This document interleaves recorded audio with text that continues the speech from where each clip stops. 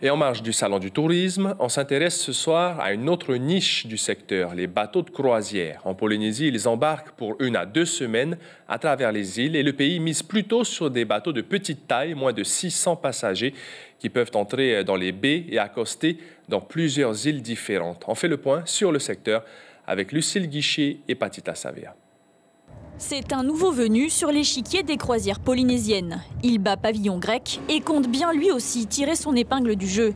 Le Panorama 2 largue les amarres ce soir avec 35 passagers à bord, direction les îles sous le vent. Et il faudra désormais s'habituer à voir sa silhouette dans les eaux polynésiennes. La Polynésie française était dans nos plans depuis plusieurs années. C'est une destination où nous pouvons opérer à l'année.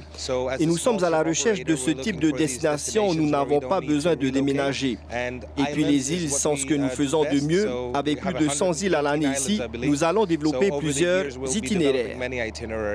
Le Panorama 2 rejoint donc le petit club des bateaux de croisière résidents, aux côtés du Gauguin, du Wind Spirit ou encore de l'Aranui. Avec 42 000 passagers à l'année, le secteur a quasiment retrouvé sa fréquentation d'avant Covid.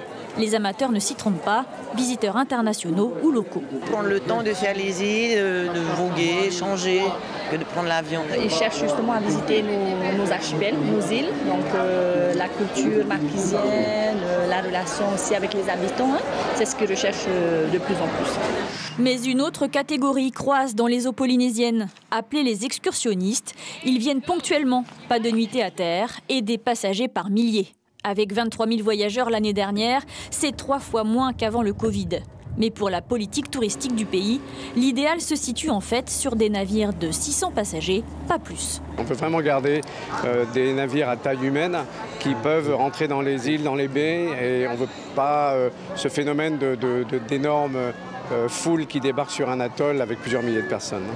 Une incitation qui passe par des avantages fiscaux, comme une taxe passager réduite ou encore bénéficier de la défiscalisation du pays, à condition que 90% du personnel de bord soit local. L'information en continu sur Polynésie la première, Internet et réseaux sociaux.